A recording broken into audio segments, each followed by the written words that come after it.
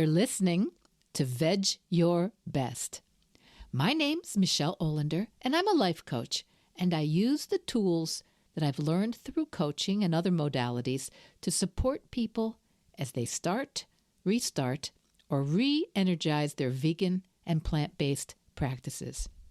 Because, like I say every week, there has never been a more important time to be vegan. This week, episode 111, and it's a conversation with Melanie Joy PhD. This was big for me. Last month, I had the opportunity to interview Melanie Joy PhD. And if you don't know Melanie Joy, Dr. Joy is a Harvard-educated psychologist and I would say one of the most powerful thought leaders, not just in the area of vegan studies either, but also in the study of injustice in its many forms. Dr. Joy's PhD dissertation turned into her groundbreaking and best-selling book, Why We Love Dogs, Eat Pigs, and Wear Cows. And in addition, Melanie Joy is the author of 6 other books. And in our conversation, we don't get to talk about all of Melanie's output and her conversations with different aspects of social justice movements. But if you look around and Google her, you'll see Melanie Joy has been featured by media outlets around the world, including the New York Times, BBC, NPR, and she's the 8th recipient, she didn't tell me this, of the Ahimsa Award, which has previously gone to the Dalai Lama as well as to Nelson Mandela. And that's been for her work on global nonviolence. Now, she's also received other prizes for her work developing strategies to reduce the suffering of animals. And can I tell you that when I got to 100 consecutive weekly podcast episodes, I screwed up all my courage to ask Melanie Joy to be a guest on Veg Your Best. Now, many of you, my listeners, have come to vegan and plant-based practices more recently, often in midlife. And so I take really seriously welcoming everyone to the vegan table. And I also believe, I think as you know, in meeting everyone where they are. But if you do not know Melanie Joy PhD's work, I think you should. And if you do, I think you will be as excited as I am that she's on the pod today. Now, in the show notes, there will be links to all of Melanie's work and her books and her organizations. So don't worry about writing things down. Please, just enjoy listening and having your brain challenged a little bit today. And I'll see you on the other side of the interview. Melanie Joy, PhD, welcome to Veg Your Best podcast. Oh, well, thank you so much for having me, Michelle. I'm really looking forward to this conversation. It's really an honor for me, and I really appreciate you making the time. And I will try to respect your time, even though I'm going to want to keep you for hours and hours, but I'll try to respect your time. I came to your work after I had become vegan. And through your book, which I think is your most famous, which is called Why We Love Dogs, Eat Pigs, and Wear Cows. And I'm wondering if you could give me a sense of how, with all your training, all your work, your PhD, you came to this area of veganism, carnism, and behavioral change. How did you come to that? Yeah, sure. So it really started in childhood for me, I think. Like so many people, I grew up with a dog who I loved. And I, of course, grew up eating meat, eggs, and dairy. And of course, I was also a person, like most people, who cared about animals and would never want to cause them to suffer, especially when that suffering was completely unnecessary and intensive. And yet, over the course of so many years and so many meals, I never thought about how strange it was that I could pet my dog with one hand, while I ate a pork chop with the other, a pork chop that had once been an animal who was at least as intelligent and sentient as my dog. I didn't connect the dots between, for example, the meat on my plate and the living being it once was. It wasn't until years later, it was 1989, I was 23 years old, that everything changed for me. What happened was I ate a hamburger that turned out to be contaminated with Campylobacter. That's the salmonella of the red meat world. And I got incredibly, incredibly sick. I was ended up in the hospital on intravenous antibiotics. And by the time I recovered, I just could never eat meat again and it wasn't in my mind, it wasn't because of any conscious decision, around my personal ethics. It was more that I was just, the feeling like after you get so sick, you're disgusted by the last thing you ate. And so I became a vegetarian by accident, basically. And this meant that I had to learn about vegetarianism, and I had to learn how to cook for myself and, how to shop for myself. And what I learned shocked and horrified me. I became vegan shortly thereafter, actually. I just couldn't believe the extent of the harm and the suffering, non-human animals. I mean, what these animals went through was just shocking to me. The harm to the environment, the harm to my body. But what shocked me in some ways even more than all of this was that nobody I talked to about what I was learning was willing to hear what I had to say. They would say things like, "Don't tell me that, you'll ruin my meal," or they'd call me a radical vegan hippie propagandist. And these were my friends. They were my family members. They were people just like me. They were rational people. They were compassionate people. They were justice-minded people. They were people who cared about animals, who would never willingly contribute to what could only be called a global atrocity. And yet, all I had to do was open my mouth, or not even open my mouth, just not eat the meat on the table. And suddenly I was the target of this indescribable hostility. And so I became very curious as to how it was possible that rational, caring people could just stop thinking and feeling when it came to this issue of eating animals. This led me to eventually do my PhD in social psychology. And I focused broadly on the psychology of violence and nonviolence. We could really call it the psychology of oppression and social transformation. I was really curious as to how, quote unquote, good people, which most people really are, certainly the people around me were, could turn away from a reality that they didn't want to face and enable atrocities, all forms of atrocities, not just the atrocity that's happening to farmed animals. I figured if I could understand what was going on psychologically that made people turn away from these atrocities, I could understand how we might be able to shift that thinking. So my research, I wrote my doctoral dissertation specifically on the psychology of eating animals. And this research led me to identify what I came to call carnism, which is the invisible belief system that conditions us to eat certain animals. And that was the focus of my book, Why We Love Dogs, Eat Pigs, and Wear Cows. I didn't want to write another book about why people shouldn't eat animals. We have the facts are out there, right? There are indisputable facts that are out there about the harm that animal agriculture is causing to animals, the environment, and humans. It's not, there's no question to that. I was curious as to why the facts weren't enough.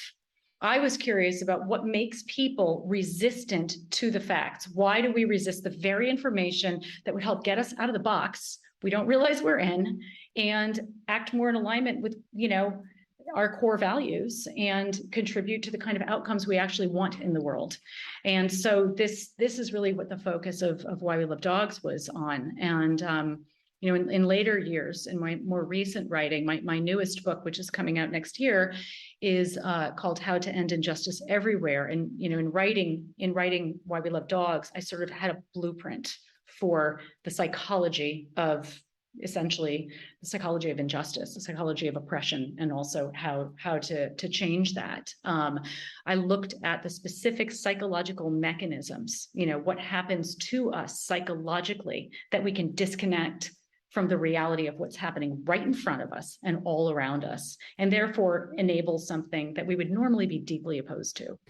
I assume that ability to compartmentalize that humans have is biologically very advantageous for us in some ways, to have spent a couple million years evolving. We can't think about everything to stay alive, probably. So how does that relate, this idea of we don't see what we don't see? How does that help us be, which I think you teach, compassionate with ourselves if we're having trouble seeing certain things? Yeah, that's a great question. And you're absolutely right. I mean, we are bombarded by massive amounts of information constantly. We have to be able to compartmentalize really quickly. We wouldn't be able to function if we couldn't, and, when we were living in, small communities and in tribes, you have to know friend, enemy, immediately. You have to make a decision about who's coming at you and what's coming at you so that you can protect yourself and others in your community. So for sure, this tendency to put individuals in compartments has had evolutionary benefits. It also leads to some of the most serious problems we see in the world today.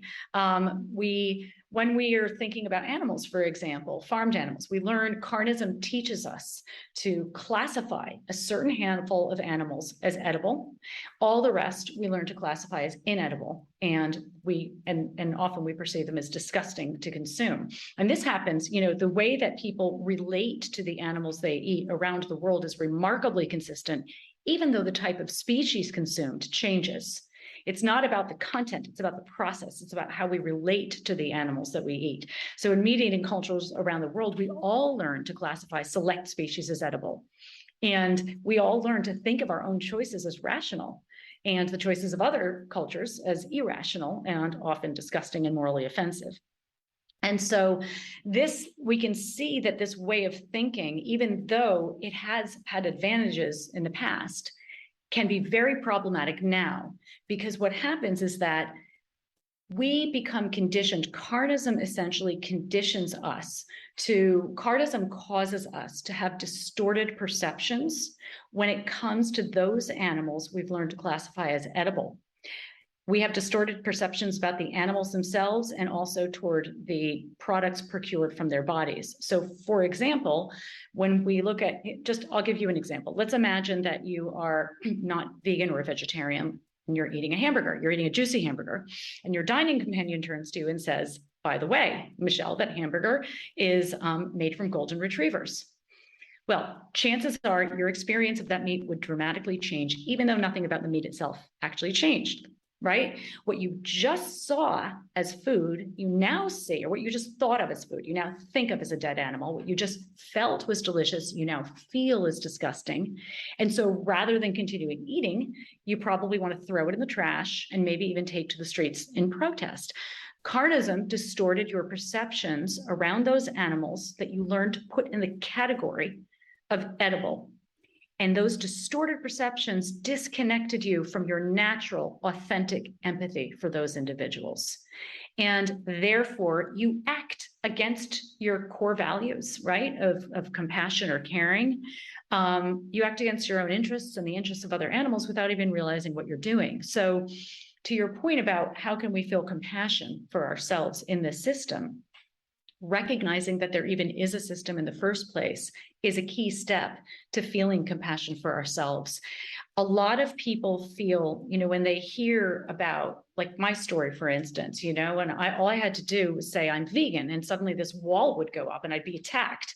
And fortunately, things are better now in some places in the world anyway for vegans, but there still is certainly a lot of aggression toward vegans, big backlash, toward vegans. And this is in large part because carnism conditions us to feel defensive against anything that challenges, what we have learned to believe about eating animals.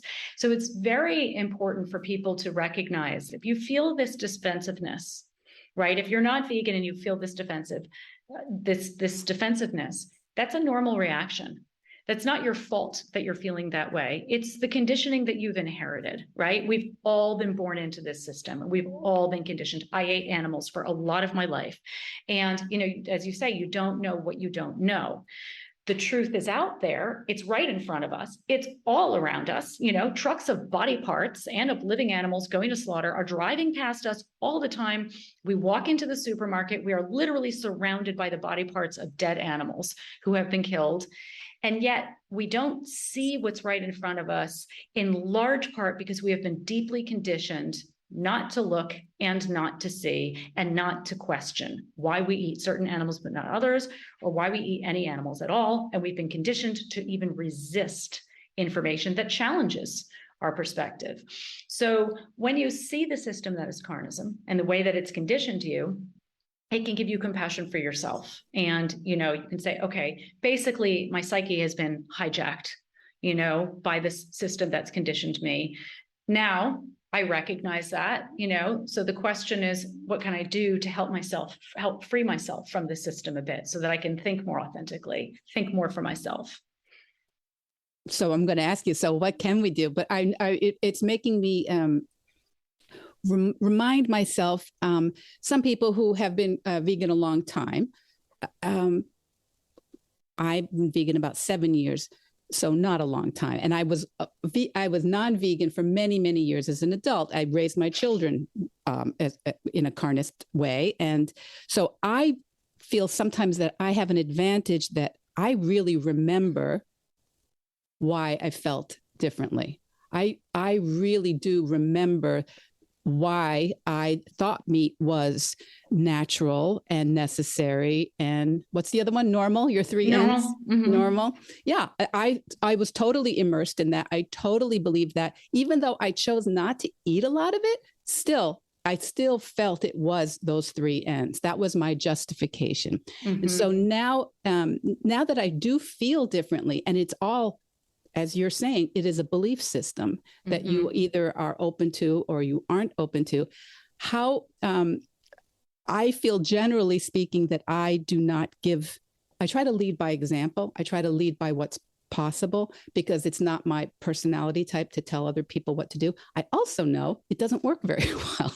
Mm-hmm. So tell us, what do we do when we are opening up and we're having that cognitive dissonance, that discomfort of kind of knowing and also being like, yeah, but. Yeah, I mean, that's another really good question. So, I mean, first of all, awareness is really the first step. Like, it's really important to become aware, not just aware of the consequences of carnism. I think it is important to become aware of the consequences of carnism, but it's also important to become aware of carnism itself and how it has conditioned your thinking and feeling. Because when you become aware of how carnism is structured and specifically how it has affected you, the system has less control over you. You free yourself from it a little bit. So more farmed animals are slaughtered in a single day than the total number of people killed in all wars throughout history globally. This number is like so huge that most people just can't even wrap their brains around it. There's a lot of information out there about carnism, about the harm it's doing, the fact that animal agriculture is a leading driver of climate change, for example. And that it is also a leading cause of some, of the most prevalent diseases in the Western world, such as heart disease, type 2 diabetes, and, certain types of cancers and so on. So it's important to get informed about these things to the best of your ability, while also being careful not to take in too much traumatic material, because you don't even have to. Some people are afraid and think, well, if I want to move toward veganism, I have to know everything there is to know about carnism. And that means I have to watch those videos, and I'm not ready to do that. You don't have to watch those videos. You just get informed about the consequences of carnism to the best of your ability and about the system itself. Let me just tell you briefly about the system itself, and then we can talk about how to unblend, from that system and communicate in a way that, helps reduce others' cognitive dissonance and also defensiveness at the same time. So carnism is a special kind of system. It's what's called a dominant system. That means that it is so widespread, essentially, that its beliefs are, basically woven through the structure of society to shape norms, laws, beliefs, behaviors, etc. It becomes institutionalized. It's embraced this mentality of carnism, the belief in carnism, that eating animals is the right thing to do, is institutionalized. We learn this from all of our major institutions, business, government, medicine, and so on. So when we study nutrition, for example, we actually study carnistic nutrition, right? The bias is woven right through society, and we just don't see it. Carnism is also a violent system, and I've already talked about how it's violent, and it's so violent that it is, most people would never ever willingly support the extent and level of violence that is inherent in carnism. I mean, if this violence was 90% less than it actually is, it would still be 10% too much for most people. So, in order to get people to support it, the system, and I'm not saying the system consciously does this, it's the way it is structured to maintain itself. Carnism needs to use a set of psychological defense mechanisms. As I said, they distort our perceptions and disconnect us from our natural empathy. So we act against our own interests and our values and the interests of others without even realizing what we're doing. When we're born into this system, this dominant system, such as carnism, we end up internalizing its messaging, its logic. We learn to look at the world through the lens of carnism. So we internalize these defenses without even realizing that we've done so. So an example of a carnistic defense is the name doesn't matter, de-individualization. So this means that we learn to think of farmed animals as abstractions, as lacking any individuality or personality of their own. So we learn to believe, for example, that a pig is a pig and all pigs are the same. This is a psychological distancing mechanism. On one hand, we know this isn't true. We know that pigs are unique individuals, with lives that matter to them and sensitivities and intelligence, just like our dogs are. But carnism teaches us not to know. We have a knowing. The psychiatrist Robert J. Lifton, who studied the psychology of genocide, talks about a knowing without knowing. On one level, we're aware of an unpleasant truth, and on another level, we just don't connect the dots. Carnism also teaches us to think of farmed animals as objects. So we learn to refer to the chicken on our plate as something rather than someone, another distancing mechanism. And carnism teaches us to believe in a whole mythology of eating animals. These myths are summed up by what I call the three ends of justification that you mentioned.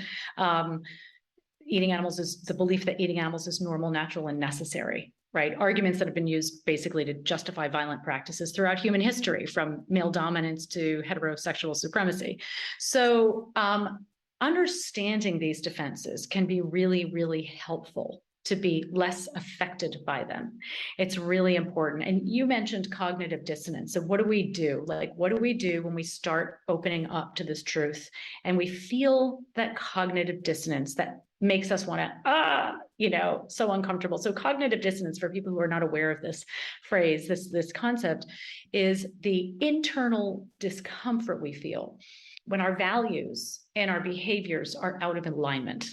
So if we think, I am a caring person, I'm a person who is not cruel to animals, and yet we eat animals on a regular basis, not because we need to survive, but because we like the way they taste. This behavior is antithetical. It doesn't, it's in opposition to our values. Now, research has shown that people need to maintain a positive moral sense of themselves. Basically, we all need to feel like we're living a basically moral life.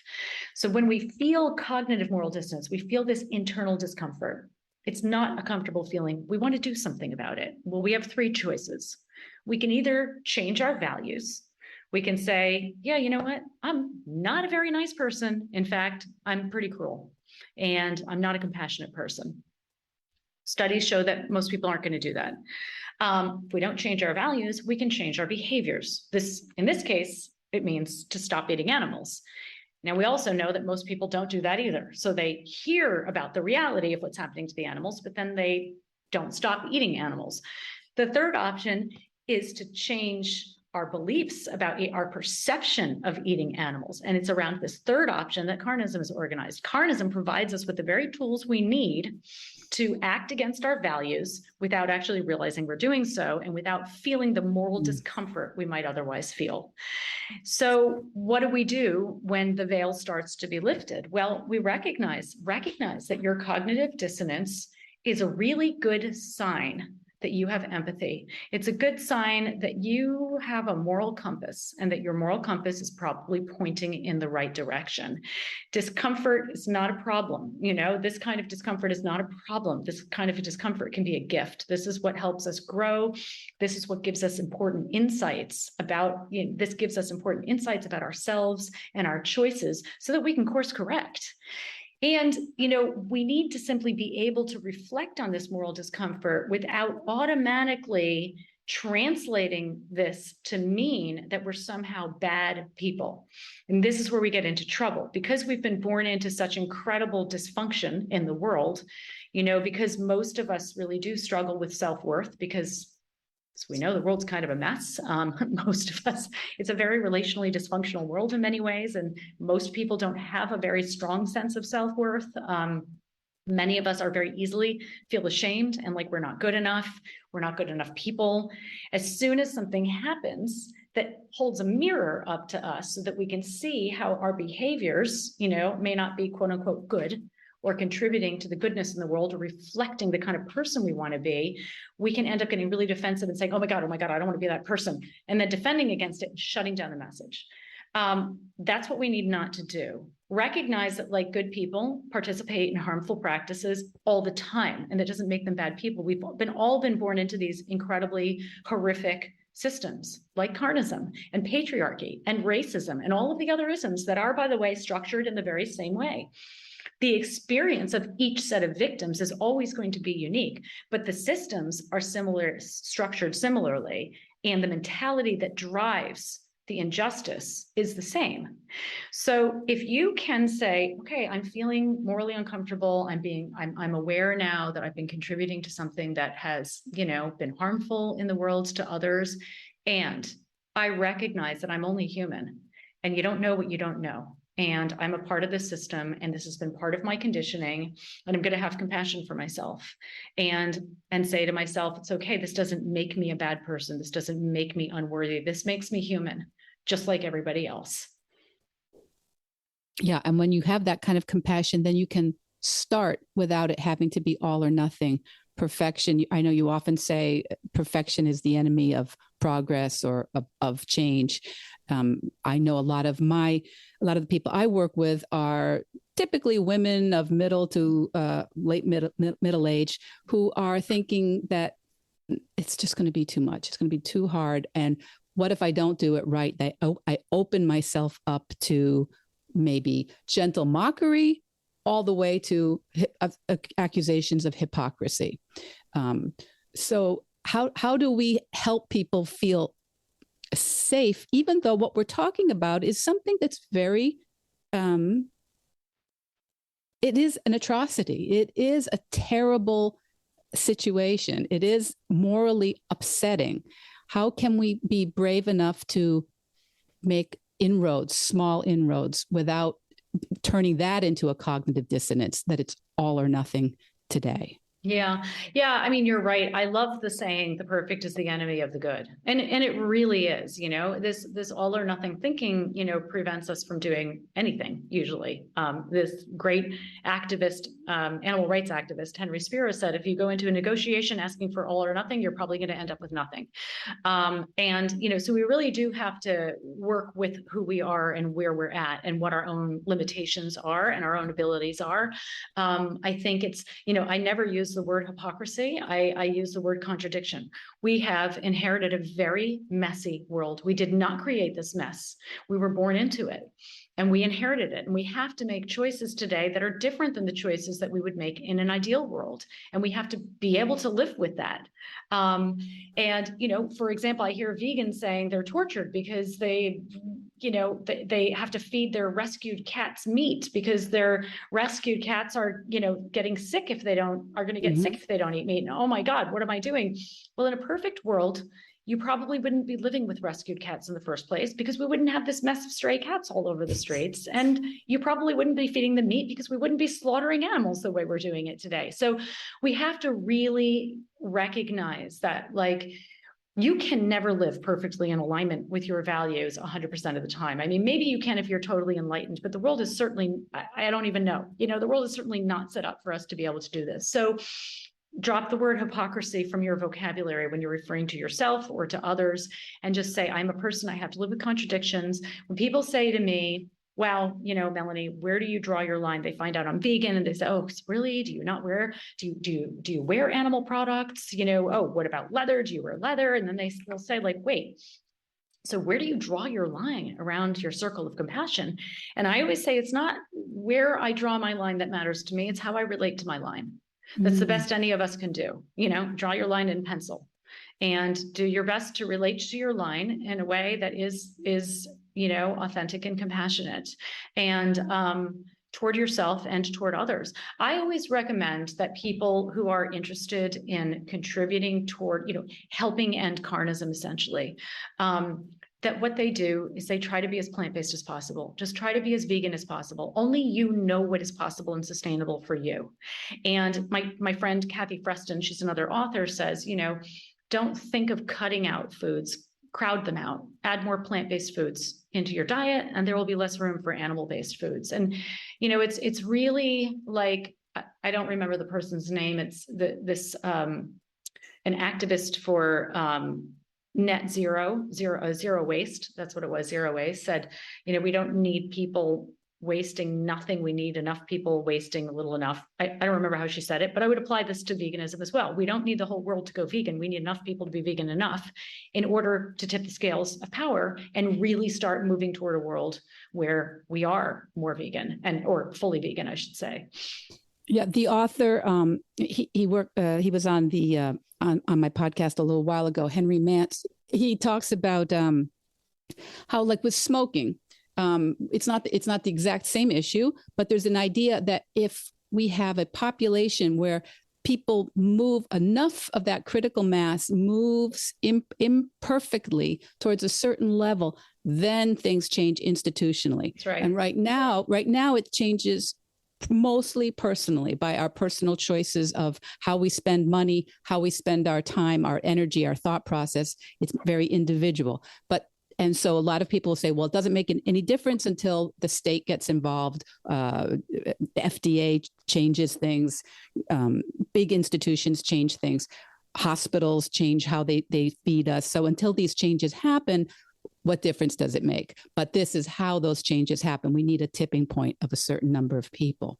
Right. And those institutions are made up of people as well. And there is, when it comes to carnism, a lot of institutional change that is already happening. Businesses are changing their models. They're producing plants rather than animals when they're making sausages or burgers, for instance. So there is certainly a lot of change that's happening, and we definitely also have a long way to go. One thing that might be helpful for listeners who are wondering, and thinking about your great questions and points that I'm glad that you've been raising, which is, really, how do we move through this process? Like, this is a big problem. We're like, the numbers are staggering. The impact is staggering. The carnistic norm is everywhere. Moving away from carnism affects our relationships, affects so many things. How do we do it? And a lot of people can start to feel very moralistic around the issue. And it is, carnism is, don't get me wrong, it is a moral catastrophe by anybody's means. It would be a moral catastrophe. But at the same time, we can move through this process in a way that really honors who we are and where we're at, and that is sustainable for us. And one guiding principle that I find useful, and that I find, because I'm, very often trying to walk these lines and navigate my participation, in various atrocities as well. And I'm making choices, and how is this choice affecting the environment? Should I buy this? Should I buy that? Should I post this? Should I post that? It's a lot to take in and think about. So in my more recent writing, my book, Getting Relationships Right, it's like Beyond Beliefs, but it's a one-stop guide to building what I call relational literacy, which is the understanding of and ability to practice healthy ways of relating. When you look at the world and these problems that we're talking about in the world, right? You think about some of the most pressing problems in the world, and of course also in our personal lives, problems like patriarchy and animal exploitation, climate change, war, poverty, racism, and so on. You can see that they share a common denominator, which is relational dysfunction. or dysfunctional ways of relating, right? Between social groups, between individuals, between humans and animals, between humans and the environment, even between us and ourselves. We're always relating to ourselves. And so what this means is that relational literacy, or building relational literacy, the understanding of, and as I said, the understanding of an ability to practice healthy ways of relating, is a solution to helping transform all of these problems. Thinking about these problems as relational in nature, which they are. I mean, they're economic, there are a lot of factors to them, but they are relational problems. They are problems in how we are relating. It can help people to feel a lot less overwhelmed, like, oh my God, there are so many things going wrong in the world. How do I navigate them? Well, practicing relational literacy, building relational literacy, and practicing healthy relationality, when you do that, you are contributing to positive change in all the areas in which you're relating. And so relational literacy is based on a lot of different principles with a lot of different tools, but they are all based on this one very simple formula that anybody can learn and anybody can use at any minute, any time, in any situation. I mean, unless it's a matter of life and death, right? And even then, you might want to think about if that can help you. So this formula, here's the formula, right? In a healthy interaction, or relationship, a relationship is just a series of interactions. In a healthy interaction or relationship, we practice integrity and honor dignity. Integrity is the integration of our core moral values, most notably of compassion and justice, and our practices. That's what integrity is. When you practice integrity, you treat the other or yourself, if you're relating to yourself, with respect, the way that you would want to be treated in that situation. Honoring dignity means perceiving and treating the other individual as no less worthy of respect or occupying space on this planet than anybody else. We are all equal in our inherent worth. Your dignity is your inherent worth. So when you practice integrity and honor dignity in an interaction, in a relationship, this leads you to a greater sense of connection and security. If you think about any relationship in your life that's a healthy relationship, chances are you trust that that other person practices integrity toward you and honors your dignity, and you feel secure and connected with them. And the opposite is also true.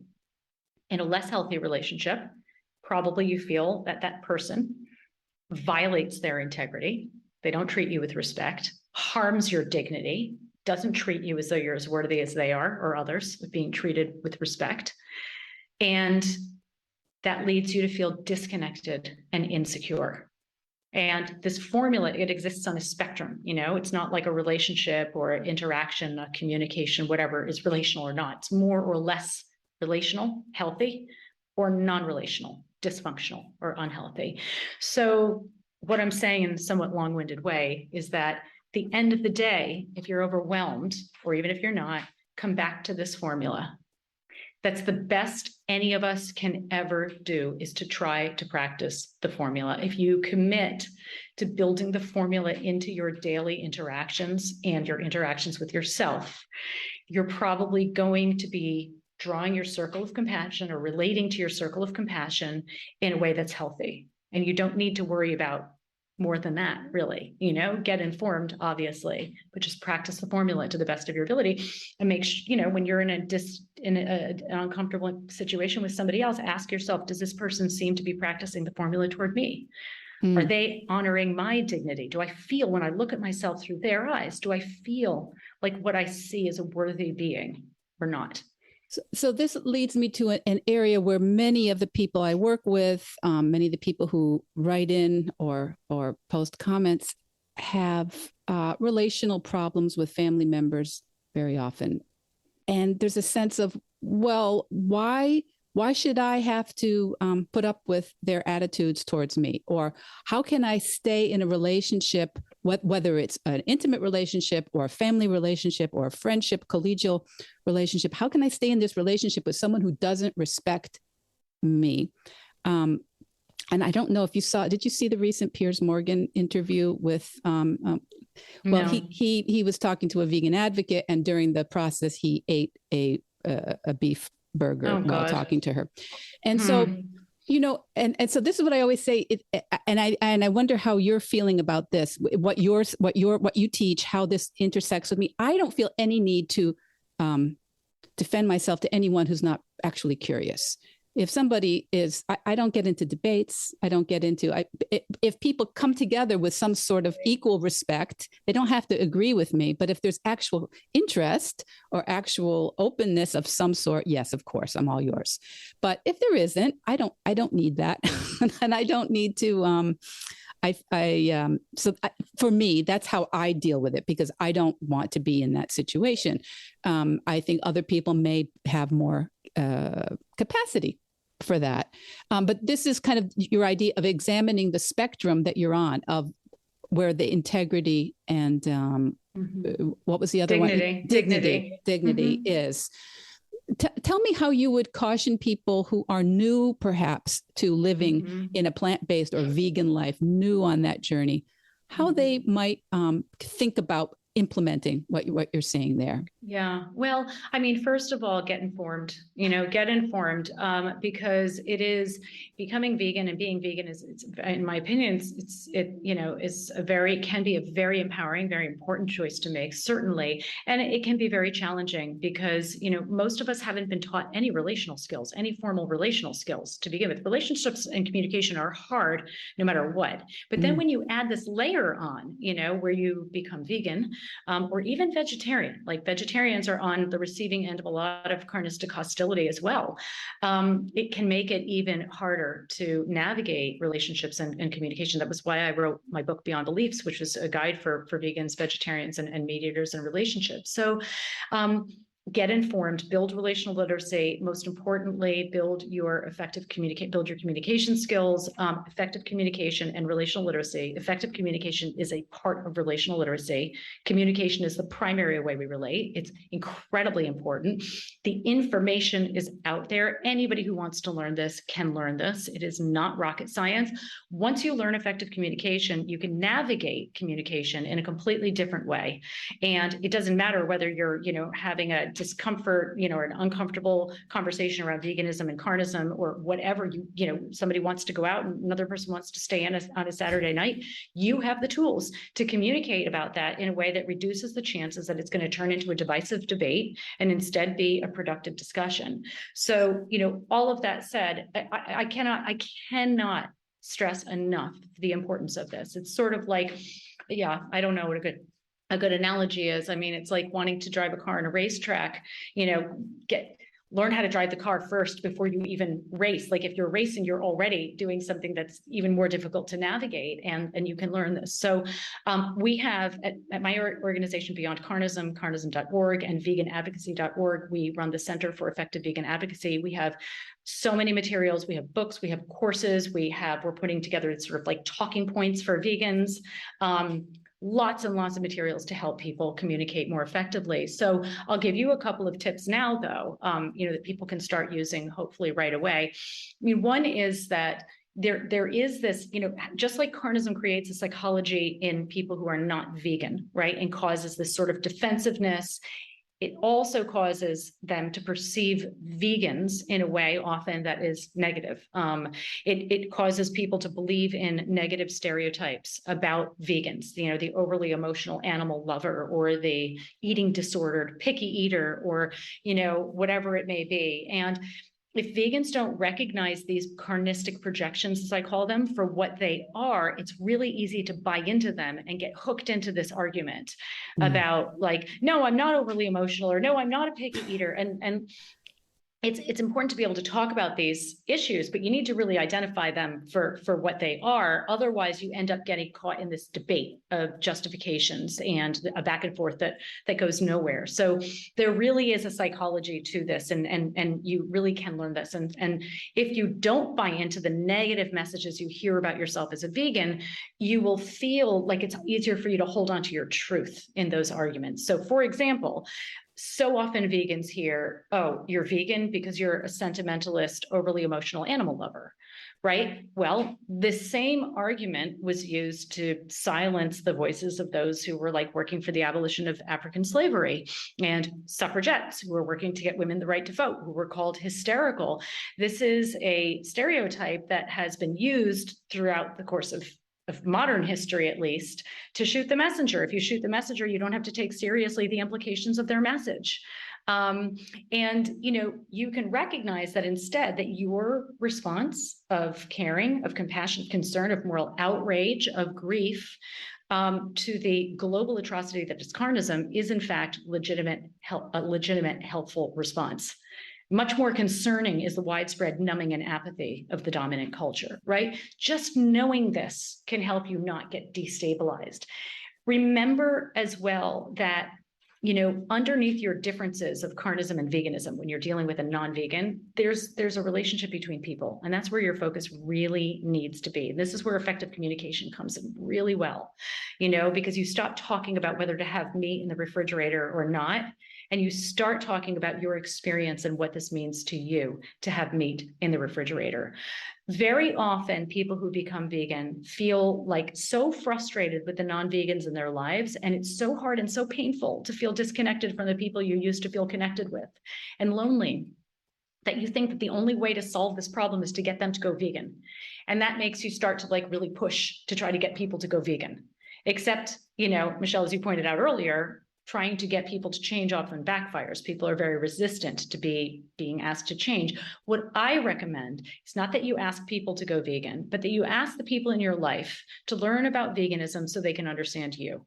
You ask them to be a vegan ally or a vegan supporter. And this is a respectful and necessary ask of anybody that you want to have any degree of closeness to. So you could say to the people in your life, listen, I really would love to share information about veganism with you, not because I'm trying to change you and make you go vegan or become vegan, but because I really want you to understand me. This is something that's very important in my life. This is very, very important to me. And if you don't understand it, you're never going to be able to understand me. And probably I'm going to be offended, a lot of the time. So you share information with them. And in this way, you ask them to be a vegan supporter. They don't have to be vegan themselves to be able to be respectful of you and support you for who you are and the really important, compassionate choices that you've made in your life. And many vegans find that when the people in their life become supporters, they're allies, everything changes for them in their relationships. And, if you're, Michelle, you actually said, what would I do, with this Piers Morgan situation, right? I can bring that maybe home to something that a lot of vegans experience that's very jarring and difficult for them, which is basically being confronted with somebody, maybe not, a TV host, a television host, but somebody in their own family or in their own circle who's having meat right in front of them at the table. What do? So often vegans get labeled as controlling, because, you're trying to impose your values on me. And this makes vegans just shut down and not say anything because nobody wants to be called controlling. And I think, so one way that you can communicate about this is say, look, I don't want to tell you what you can or can't do. I'm not trying to tell you what you can or can't do. What I want to share with you is how I feel when you do this, how I feel when this happens. So you can say something like, what, when I sit down and there's a turkey on the table, I'm thinking Thanksgiving or whatever, say it's a turkey, when I sit down and I look at this turkey in the middle of the table, try as I might, I cannot help but see a dead animal. It didn't used to be this way for me, but it is now. And I see it. And I cannot help it, but I have flashbacks to these horrible images that I've seen of animals being butchered, slaughtered, and killed. And it's just, I feel so terrible seeing it. I don't know how to explain it, but it's probably how you would feel if it was a dead dog in the middle of the table. I'm not trying to tell you what to do, but this is how I feel when I see this. And it would really make a big difference to me if there has to be meat in the family, if it could be kept in the other room and, just brought to the table after it's sliced or something, or whatever your needs may be. And this way you're communicating. You're not saying this is what you can and can't do. You're not blaming people. You're saying, when this happens, here's how I feel. And people who care about you, hopefully, will think to themselves, oh my God, I don't want you to feel that way. How can we find a way so that you feel okay, so that you feel secure and connected with me? Yeah. And I think also what you're saying is you're giving people an opportunity. I always say, help people help you.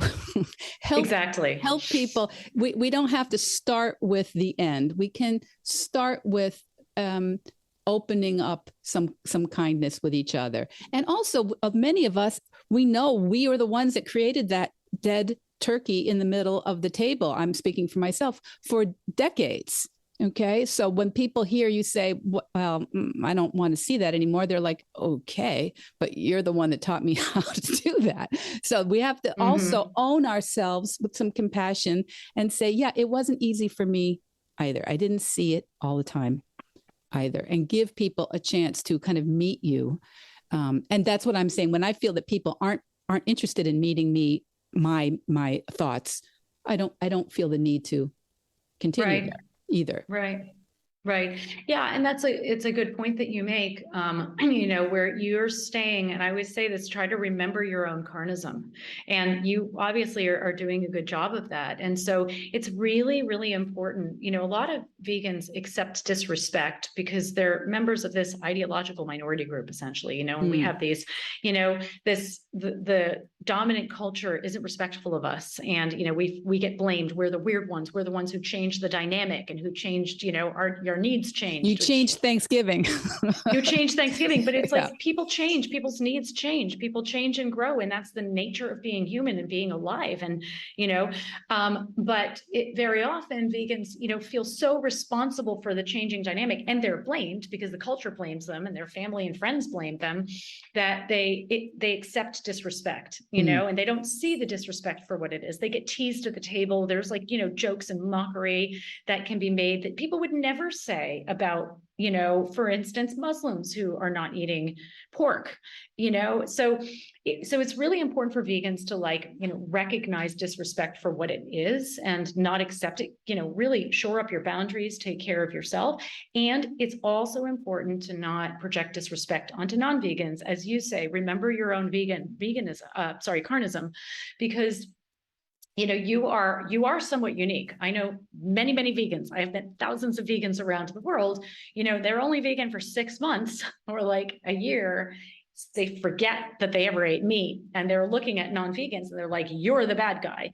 And it's understandable that vegans feel this charge of judgmentality, right? It's understandable. There's an urgency to our work, to our message. It's very painful. There's a lot of trauma that many vegans experience in the movement from witnessing all of the suffering, and it's very understandable. And it doesn't serve you, and it doesn't serve the message when you're feeling judgmental, when you're feeling, if you put yourself in a position of moral superiority, people are going to be very resistant to your message. And it's it doesn't serve you either, because as I said, we all have inherent dignity, and people are who and how they are because of the way their life has unfolded. So for many vegans, I think it's also important not only to pay attention to whether people are practicing the formula toward you, but are you practicing the formula toward others? Are you able to recognize that people who are not vegan are at a different stage in their life, a different stage of exposure to the issue in their journey, whatever might be going on for them? And can you give yourself permission to stay connected to somebody if they are treating you with respect, if they are basically, decent people who want to do right by you and the world, but who maybe just aren't where you're at with veganism yet? Give yourself to stay connected with them, permission to stay connected with them, and, to remember that good people participate in harmful practices, and it doesn't make them bad people. Yeah. And when you talk about vegan allies, I always say veganism, vegan, plant, all of it, it's not another tool to beat yourself up with, because I don't feel like that is creating the change we're hoping to see. It's also, I find it's not sustainable for people to keep up the level of thoughtfulness and care and energy that they need to remain vegan in a carnist society, in a non-vegan world. It requires a little extra, probably. It's not the default that many of us have created, though it gets side note, it gets so much easier when you practice. It gets so much easier. It's not I always say it's not this slog, that's infinite slog. It's really, that's right. It really gets so much easier, but you have to set yourself up for that level of success with it. So I'm coming up right on your time to go. And I just want to say, I'm so glad you mentioned some of the resources that you have, and I've linked to all of them in the show notes. Is there one last thing you would like to leave the Veg Your Best listeners with, Melanie? Yeah, thank you. I'm just, I'm excited. Like podcasts like yours exist today that would not have existed 5 years ago, probably. And it's just really exciting to see the growth of this consciousness and more people becoming interested. And, in a podcast that has like the spaciousness that yours has, and obviously, a listenership that is also committed to understanding and living with nuance and complexity and contradictions. So, I'm grateful. I'm grateful that your podcast exists and that it has a following, and for the people who are part of this and who have tuned in and listened. And, my organization is Beyond Carnism. And we work to expose and transform carnism globally. And we do this through raising awareness of carnism. We have a bunch of, videos around the subject and writings around it, easily shareable resources. And we also work to empower people who are helping to transform carnism or want to become somehow involved in communicating about the problem in a way that increases the chances that your message will be heard the way you intend it to be. And that's our Center for Effective Vegan Advocacy. So we are very much a service organization. We are in the service of people like you, of people like your listeners. We exist to help you do the good that you're doing in the world, and you work toward those positive changes that you're working toward in your lives. So please come visit us and use our resources. That's why we exist. We exist for you. So you can come to carnism.org. And you can also come to veganadvocacy.org if you want. I also have a new podcast called Just Beings with Ivana Lynch. And you can access that through either of our, probably carnism.org is the better way to do that if you want to tune in, and we talk about these issues and beyond in them. It's marvelous. You really are working on every medium, I think. You've done so much to make this accessible for people and to kind of meet people where they are. And I think that is exactly the message here at Veg Your Best. Thank you very much, Melanie Joy, PhD. Thank you very much for joining us this week. Oh, thanks, Michelle. It's been a pleasure. Thank you so much. So, what did you think? What did you think of Melanie Joy? What a wonderful and clear speaker. I so admire that ability in people, and especially when they have something so amazing to talk about. And what's truly beautiful about Melanie's work is that it is really at heart relational. She recognizes that carnism, her term, carnism, has disconnected us from our own internal guidance system and ideas about how we want to be.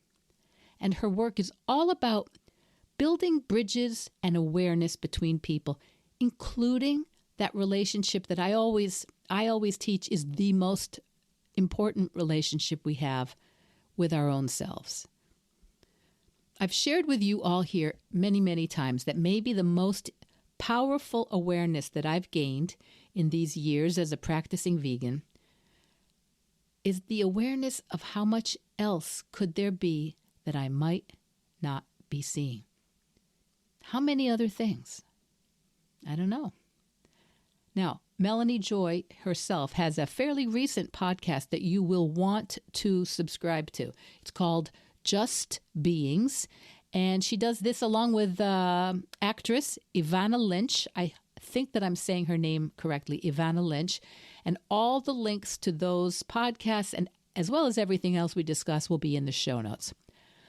And before I go, after our conversation, I wanted to, something came out, and I'd like to draw your attention to I guess we'd say that it's a very provocative video that Melanie's group, carnism.org, just launched.